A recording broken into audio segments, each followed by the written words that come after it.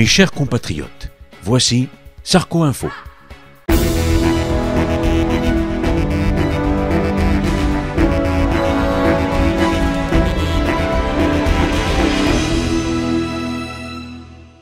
Bon, aujourd'hui, vous le savez, si vous avez bien écouté BFM TV, j'ai donné le coup d'envoi du sommet de Copenhague, dont j'avais eu l'idée, en compagnie du Porthos de Bruxelles, que j'ai fait réélire.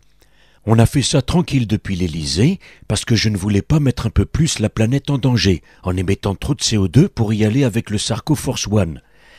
J'ai délégué là-bas mon Jean-Louis. Il était parti depuis 15 jours en Vélib, pour être sûr d'arriver à l'heure. Il y était pile pour l'ouverture, mais un peu essoufflé, sans avoir eu le temps de prendre une douche. Et là, une forêt de micros se dresse face à lui.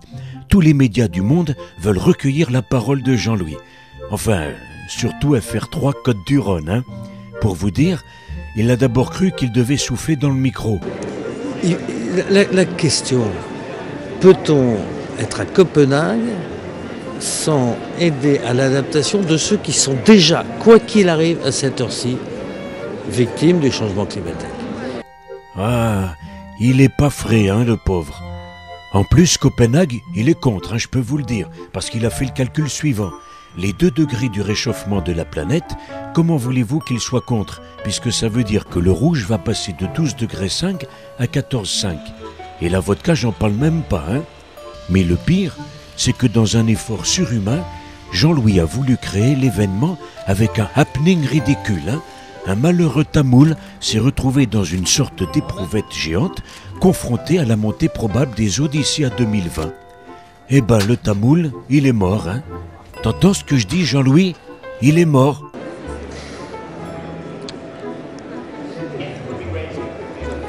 Oh, allez, laisse tomber, va. Toujours à propos de Copenhague, je suis très choqué.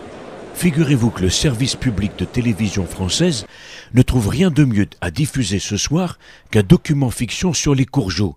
Vous savez l'affaire des bébés congelés. Là, je dis faute de goût absolue. Je vais saisir le CSA. Pendant qu'on s'échine à faire baisser la température, c'est comme ça que Carolise donne l'exemple. Heureusement, j'ai passé un excellent week-end. J'ai suivi avec ma Miss à moi, Carla mon épouse, l'élection des Miss France. Bon, Carla c'est normal, elle préfère quand même les garçons, Alors elle a craqué pour l'huissier, la tête d'œuf là.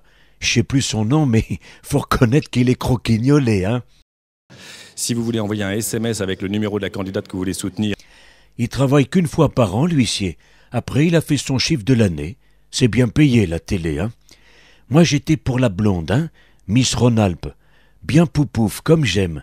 Elle représentait le 69, mon département préféré. C'est la princesse du maillot. Et là, qu'est-ce que je vois? Christian, mon motodidacte, le maire de Nice. Mais qu'est-ce qu'il fait là, Toujours sur les bons coups. Ah, saleté, va.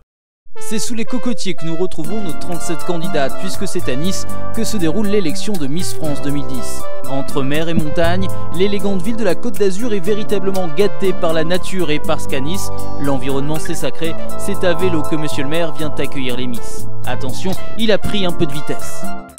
Bonjour mesdemoiselles. Je vous souhaite la bienvenue à Nice. C'est un bonheur pour tous les Niçois de vous recevoir. Je vous invite simplement à ce qu'on aille visiter cette ville à faire rêver le monde avec sa baie des Anges qui vous attend. Allez, c'est parti. Séduite par Christian et son charme très French Riviera, les 37 Miss le suivent sans se douter de ce qui les attend. Au menu, visite du Vieux-Nice, découverte des richesses architecturales de la ville, comme ce prestigieux palace, où Christian a tenu à les convier. Madame Denise, la tenancière de cet établissement, leur indique à chacun leur chambre. Bientôt, grâce à Denise, Christian va monter rejoindre chacune d'entre elles dans un peignoir très élégant, brodé à ses initiales. Mais ce qu'elle ne pouvait pas s'imaginer, c'est que dessous, il est en mini-slip motif panthère. En grande professionnelle, Madame Denise en profite pour prodiguer aux Miss quelques ultimes recommandations. Vous êtes toutes choisies pour votre beauté bien sûr, mais aussi pour votre personnalité, votre style. Il faut être vous-même, parler avec vos mots, répétez-vous dans votre tête ce que vous avez envie de dire, mais surtout, dites-le avec votre cœur. Bientôt, Christian pourra monter pour les prendre comme une bête féroce, une à une. Alors les filles, c'était comment? C'est super agréable. Eh bien, permettez-moi, au nom des Niçois, des Niçoises, des Azuréens, tout simplement, chère Sylvie Tellier, ainsi que Geneviève Fontenay, de vous remercier avec vos comités, votre société, le jury. Nous sommes, je crois, en train de nourrir un des plus beaux rêves que chaque maire, chaque ville peut nourrir dans sa ville. Ben, je comprends que tu les remercies, hein. Je suis pas jaloux, non, mais bon, c'est qui le président normalement, hein? Va quand même falloir qu'il se calme, Christian, hein. Et là, c'est le verdict final. Et qu'est-ce que j'apprends? Dehors Miss 69. C'est Miss Normandie qui gagne. Et en plus, elle s'appelle Malika. On rêve, hein. Ça prouve qu'il était plus que temps d'ouvrir le débat sur l'identité nationale, hein. Allez, bonsoir et bon courage.